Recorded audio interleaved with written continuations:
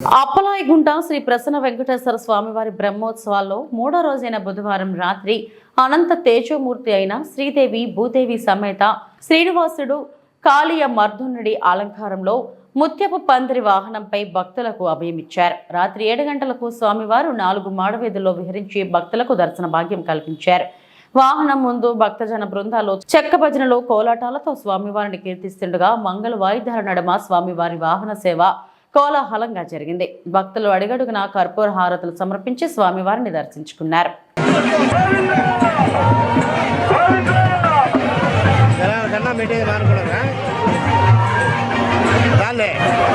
పెట్టుకో